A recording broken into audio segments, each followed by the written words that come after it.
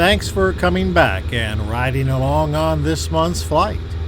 This is part 2 of a 3-part series. As the video begins, I've recently departed the Charlotte Monroe Executive Airport, and I'm currently flying direct to a waypoint called NOMO, which is on the Anson County, North Carolina, ILS to runway 34.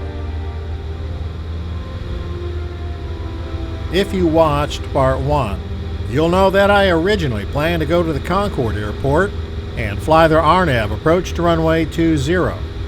However, when a bum radio got in between me and Charlotte approach, I had to come up with an alternative plan. After giving it some thought, I decided to fly to the Anson County Airport and fly a practice ILS approach to their runway 34.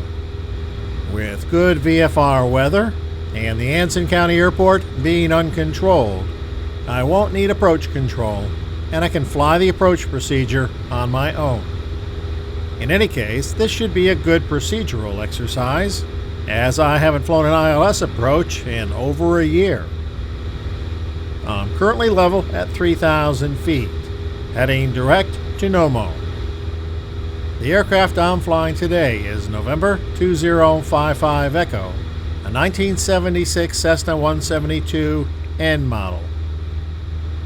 To give you an idea of what's going on right now, I'm currently northwest of NOMO, flying southeast directly to the fix. Once I get there, I will need to do a course reversal. I'll do that by flying a partial holding pattern. So, when I cross NOMO, I'll take up a heading of 130 degrees, fly outbound for 1 minute, then turn right and intercept the inbound course of 342 degrees outside of NOMO, basically doing a teardrop entry into the hold.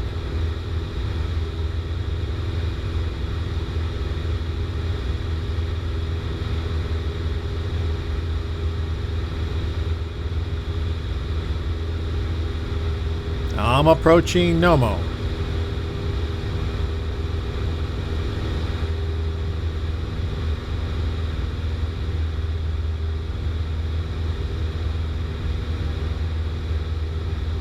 I just crossed NOMO, and it's just a couple of degrees to the right to take up the 130 degree heading.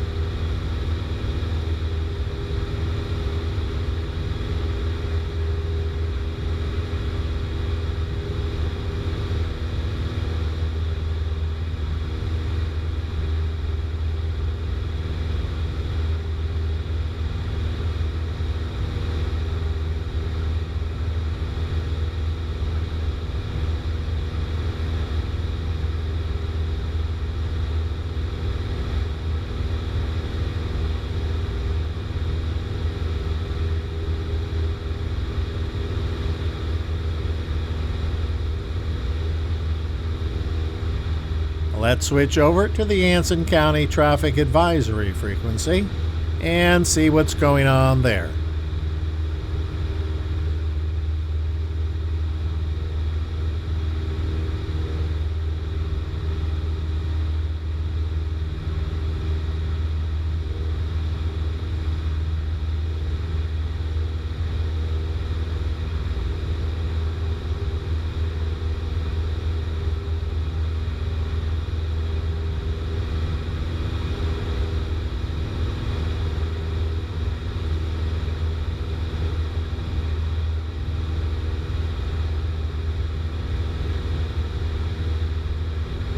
Now a standard rate turn to the right to intercept the inbound course. Set the inbound localizer course.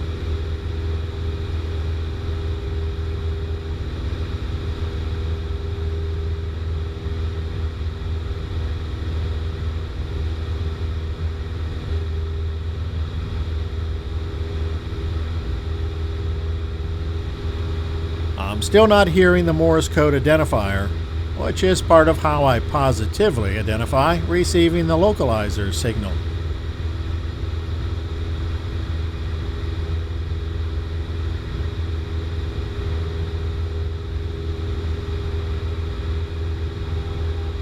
Okay, I now hear the localizer ID.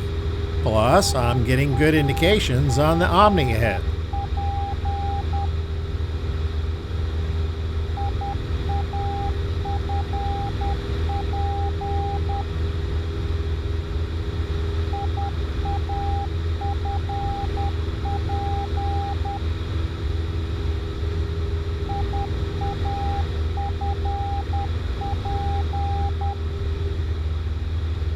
I roll level, and now I'm inbound on the approach, outside of NOMO, the initial approach fix.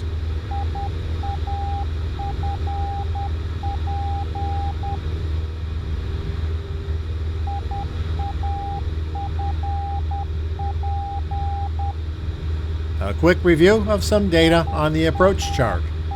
I should intercept the glide slope at NOMO. The final approach course is 342 degrees, which is already set. I can fly down the glide slope to a decision height of 649 feet, or if the glide slope stops working, a minimum descent altitude of 940 feet. I'm about to overfly NOMO, so let's go through the before landing checklist.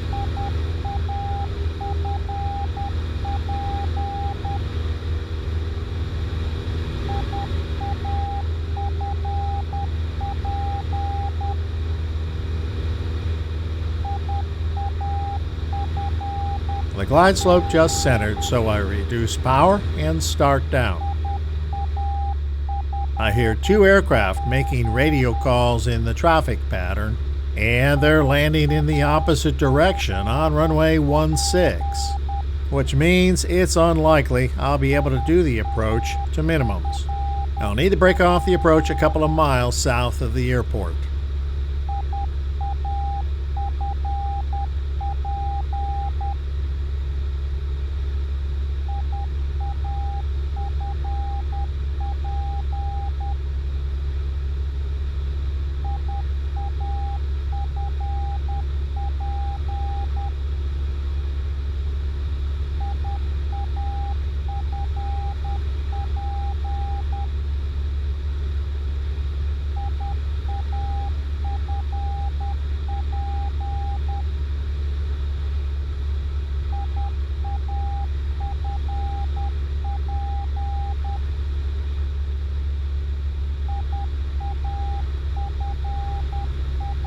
Alright, let's give these guys a shout and let them know I'm out here flying a practice approach to runway 34.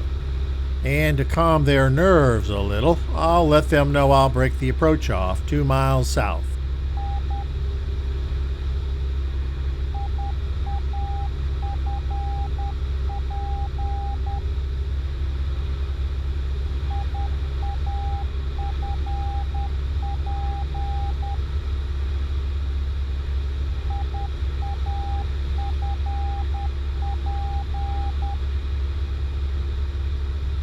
We just overflew Rusley, the final approach fix, which puts me about 5 miles from the end of the runway.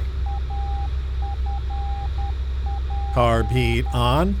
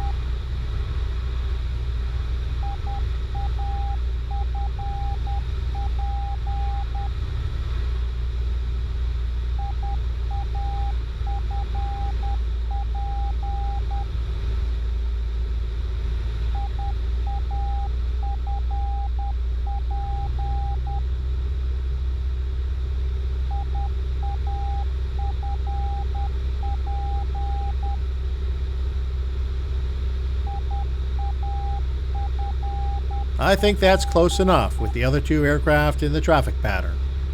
I throttle up and start a left climbing turn to heading 270, back to Monroe and home.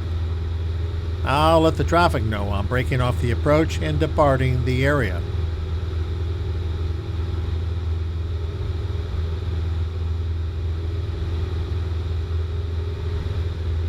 I'll climb to 3,000 feet, and I think, just for the fun of it, I'll do one more practice approach back into Monroe. But that will be in part 3. Until then, remember, life is a journey. Enjoy the ride, and thanks for watching.